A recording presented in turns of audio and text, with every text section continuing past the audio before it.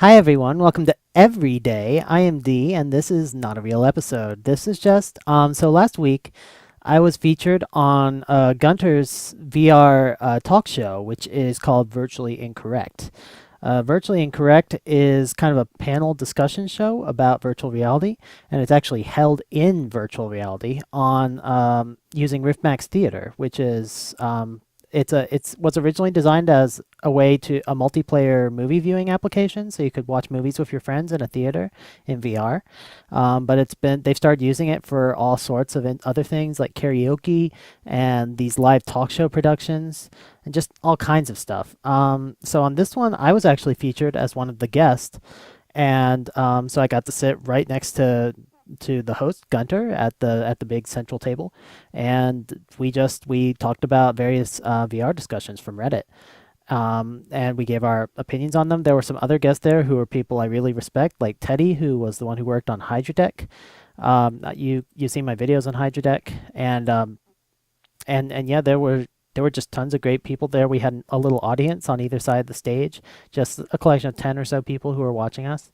And they put a full edited version on the web, which is what you can watch if you just click this link over here.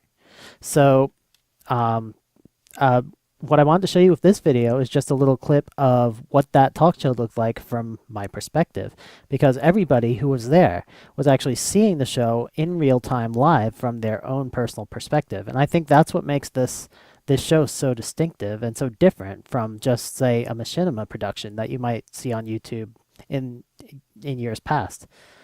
So without further ado, let's check it out. I More think the thoughts? missing piece there, you need artificial intelligence. You need to be able to talk to the computer Mm. as if it's a person, have it interpret your language into actual instructions. And yeah, I think it's going to be a while before we can break away from our mouse and keyboard. But yeah, one day. I mean, the things that Yep. voice is really good for are are things where you have a large number of items to choose from, but you can recall them specifically, and so that you don't end up Yeah. having to look through a huge list or something. And so there are a lot of cases in VR where that would make sense. For example, if you have a large number of locations you might want to teleport to, just being able to say the one that you want to go to. If you have a large collection of items in your inventory and you just want to get one out, and you know which one it is, but you don't want to look through a huge inventory, these are the kind of things that would work really well with voice commands. All right, so we're going to move on to the next story, and it's a shameless plug for Teddy OK here. I wanted to bring up the UE4 roller coaster plugin, tutorial video plus new version of demo from Teddy OK. And basically, I just wanted to, I love your thinking with, of course, the Hydra stuff that you've done. I mean, I was able to see and use positional in virtual reality because of what you were doing there, and it was really just simple, approach. I love how limitations can cause us to become more creative in our approaches, and that's certainly what you've done. And here again, everybody loves coasters. It's such a great little experience, and then you minified us. I love the idea of making us small and showing different types of scale. It reminds me of these Unreal Tournament 2000 maps I used to play on when it was some kid's bedroom and we were all just jumping, way with anti-gravity around this room and blowing each other up, and it was just really cool experience. So tell us about the demo, just some things about it, and I think we all think it rocks.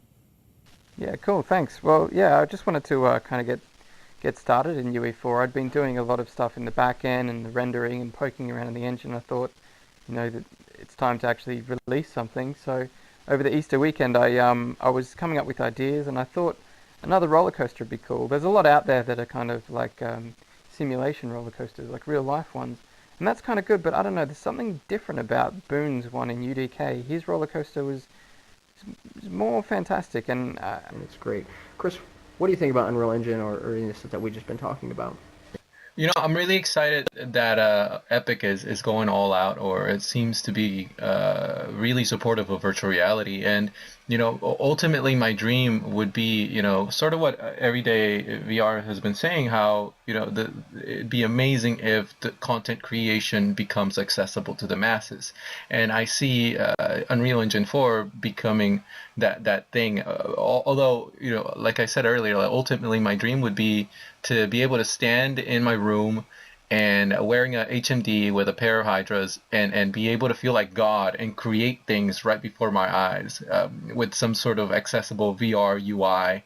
I don't know how far away that is, but it feels like having the power of Unreal and using it in virtual reality with some special UI of some sort is it seems so exciting to me right now.